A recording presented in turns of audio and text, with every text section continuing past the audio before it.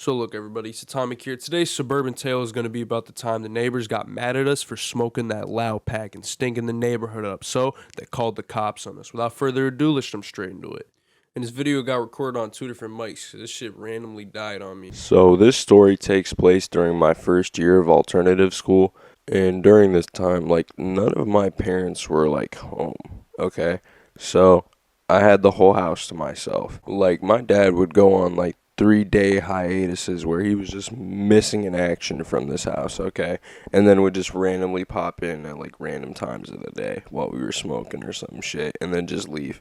And the boredom of sitting in an empty house all day with nothing to do, no friends over, is excruciating, okay? I could have used this time pretty much for anything else. I don't know, make YouTube videos, get back into that whole grind, or completely something different. Now, I'm going to give you guys a peek into my social life at this point. At the end of my last year of public school, I can confidently say I had at least 3 friends remaining. But by the time that alternative school started, in the fall, I had none of those friends, okay? None of them lasted the whole summer. And these were all the kids that I met, going to my new school before alternative school. So I wasn't going to be seeing much of them anymore anyway, so it didn't really bother me all that much. So with basically, nobody at the house to stop me, and not really having many friends to hang out with inside my crib or outside of school, I would literally just sit in my house all day and just smoke weed and play video games. I spent at least maybe 2 weeks just sitting at my desk smoking, drinking, and playing video games, bro. And I would try to make gaming videos out of this, but I could just never do it because I was so hammered, bro. I was just so tired. I would be like, yo, I'm doing this tomorrow, or some other bullshit excuse that I'd use for that day to just not do anything and just kind of sit on my ass all day. I had a stream where I was so just gone, bro, straight out of my mind, drunk at this point. So I basically just fucking flatlined on my desk and passed out for a good hour before I woke up and ended the stream. I'll be honest, after that, I kind of forgot about YouTube and streaming after that, and I went full on with the drinking and the weed, okay? But, eventually it kind of turned into almost like a really vicious cycle of just going home from school and getting fucked up, or getting fucked up and just going to school and going home and getting even more fucked up. Like my typical day schedule, if I had school, was get up, wake and bake, go to school, get home, smoke, sit down, play video games, drink, smoke, maybe go outside for a little bit, and repeat, okay? I realize now that smoking was never the issue. It was all about the drinking. Looking back on it, just looking back at how young I was doing all of this is actually, really fucking sad. But I'm glad I went through it because I'm not going through that shit again, alright? That shit was fucking, I wouldn't say it's rock bottom, but damn, I was definitely stuck in a binge cycle for a long time during that period. So, when I eventually started meeting people and making friends in alternative school, the basis I had to go off was basically we all had a shared interest of all getting fucked up. And we could all do it together and put our own efforts and money into the effort. Basically, that's how most groups of juvenile delinquents form. If you guys weren't already friends, the superior motive of your friend group is to do drugs. And I don't mean to brag, but we were really good at doing drugs. And the people I met in alternative school basically allowed me to meet people outside of that alternative school. So I started meeting more people that also had an equally shared interest of getting fucked up.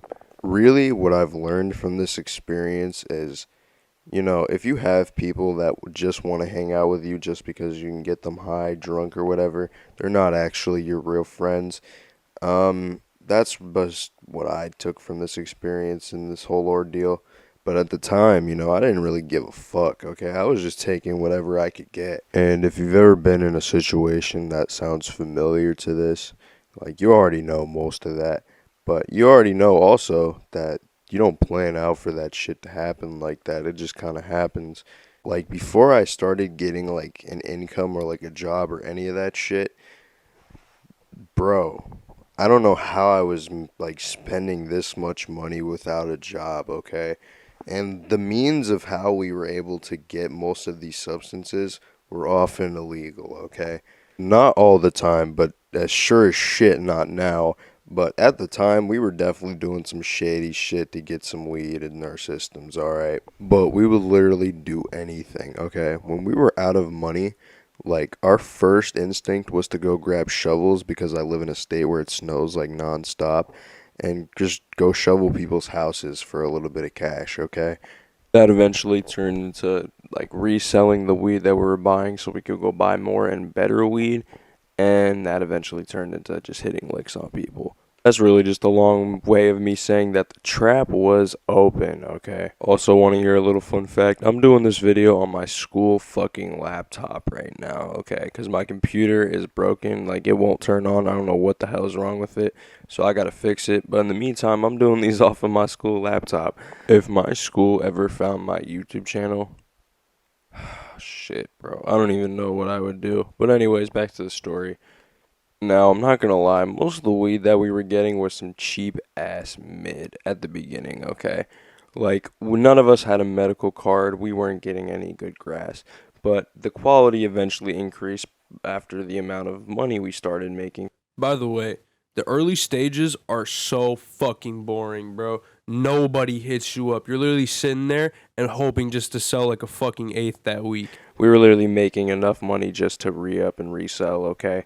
So after a couple of weeks of doing this, we had a decent amount of money and we had a decent amount of bud for ourselves. So at this time in my life, I had a car, but I just couldn't drive it, okay? Because I was underage as fuck and didn't have a license. Now, let me tell you something. That car was my baby, bro. It wasn't much. It was just a Volkswagen Jetta from like 2012, but it was still my baby, bro. And before I started doing any of this, I would be taking my car out for like just little drives during the night and shit where there was no police around and no one really to stop me. And those were honestly some of the best like nights that I was alone in my entire life. Like I would literally just get super stoned in the car and go driving. Don't ever do that, okay? Do never drive while you're intoxicated on anything or impaired. There's honestly like no excuse for that shit now. There's Uber, Lyft, and like a whole bunch of shit. But one of our favorite things to do when we weren't driving or selling was just sit in the car all day and just smoke and drink, okay? Now, we had this smoking game. It was called Chicago. Basically, what you would do is you would roll a blunt up, and you basically have to keep in all the smoke until the blunt gets passed back to you, okay? Like, you cannot breathe any of that shit out. If you do, you're out of the rotation. Now, The game itself was kind of pointless. I mean, if you want a cool smoking game, Chicago all the way. If you're willing to fuck your lungs up with that nice tobacco coughing fit that's finna happen, go for it. By all means, it's your choice. But fuck blunts. I'll just decide if that starts some shit in the comments section. That's mad funny. But anyways, we would do this shit pretty much every single day for the next 2 months. And of course, we didn't spend every single day in the car. We were doing other shit at the same time. But this is around also like during winter time, or at least the start of it.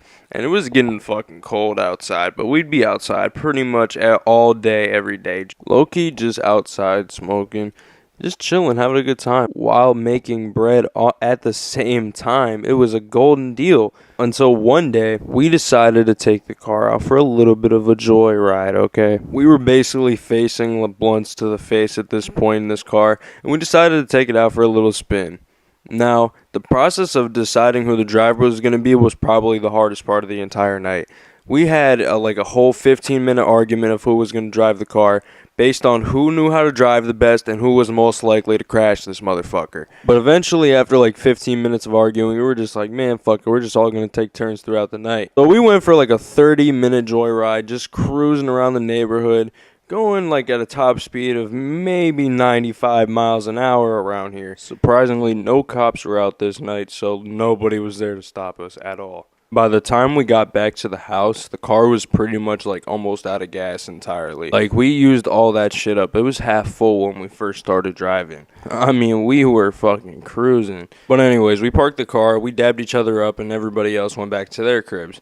I go back inside and I fell asleep. When I went to bed, I was in deep sleep, okay? And basically, like, just as soon as the sun was coming up, I heard a loud knock at my front door. And when I heard this knocking, I woke up with a fucking wee hangover. Like, I was super fatigued. And, like, originally, I didn't even realize, like, it was someone knocking at my front door. Then I heard a second round of knocking and then, like, a faint CPD in the background. And when I heard CPD, I put two and two together, and that shit means police department. I was literally sitting here dumbfounded. I was like, bro, who the hell would call the police on me at this early in the fucking morning? You know what I'm saying? They knocked on my front door for about like 3-4 more times before eventually giving up and just leaving. And for the rest of the day, they were just kind of going up and down my street. Not really the rest of the day, but more like the whole morning. And listen, I'm not taking the chances, okay? I sat my ass down in my crib and waited that shit out. And as soon as they were gone, we just went back at it.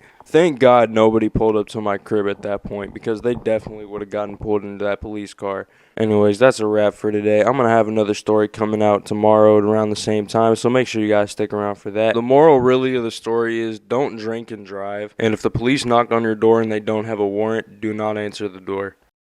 But yeah, live life up to the fullest. If you don't already have a pistol, get one. Stay elevated.